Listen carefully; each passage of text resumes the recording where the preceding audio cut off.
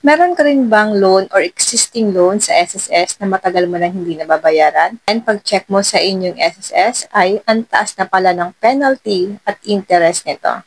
Paano ba natin mapapababa ang loan penalty or interest ng ating mga SSS loan using loan penalty condonation? Kung gusto niyo pong malaman, panoorin niyo po ang aking video. At kung gusto niyo po ng mga ganitong video, huwag niyo lang pong kalimutan na i-follow ako sa aking Facebook page, Positive Mind, at sa aking YouTube channel, RK Willow, at sa aking bagong YouTube channel, Positive Mind, para updated kayo sa mga ganitong tutorial video. Buksan lang natin ang my.sss, then mag-login lang po kayo guys, gamit po ang inyong mga user ID at ang inyong mga password. Then, ganito po ang lalabas sa inyong mga dashboard. Click 3 lines, click member information, tap loans. Click natin ang loan penalty condonation. Lalabas dito ang ating consolidation of past due short term. Ayan guys, hindi ko po kasi alam guys na meron palang penalty at interest yung mga loan natin once na hindi natin ito nabayaran. So 6 years na pa ako hindi nakapaghulog. So until now, kaya ngayon guys, aayusin ko ito. So, meron tayong condonable penalty, 11,000 mahigit. Ito po, consolidated loans, 36,000 mahigit. Ayan guys. So, dito tayo sa may short-term member loan. So, condonable penalty, ayan guys, 11,000. Ayan, mahigit 11,000. 45.29. Yung loan amount ko lang pala guys is nasa 26,000 lang pala ito.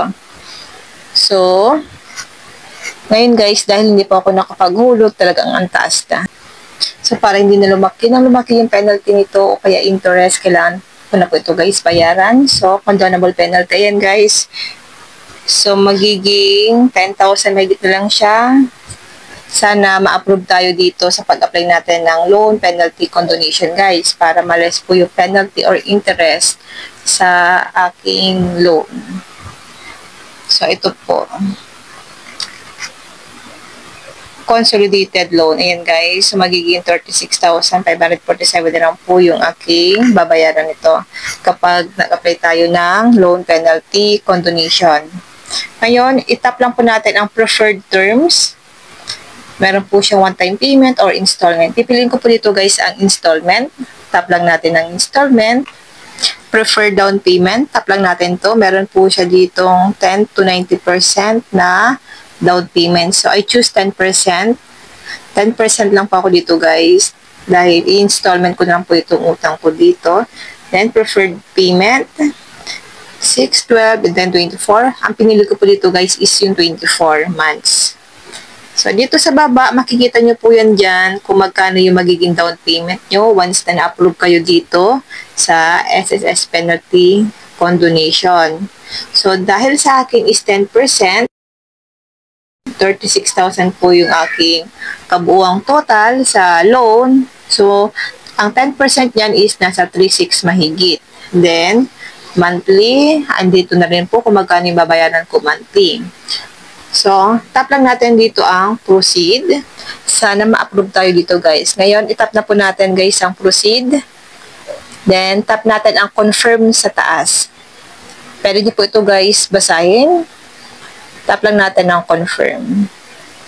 Then, lalabas dito ang disclosure statement under short term. Tap natin ang submit. Then, tap niyo po guys ang submit. Sa wakas, approve po ang ating loan penalty condonation kay SSS. Ito po, nag-email siya. Ganito po yung marireceive nyo once approve kayo sa pag-apply nyo ng SSS condonation sa inyong mga loan.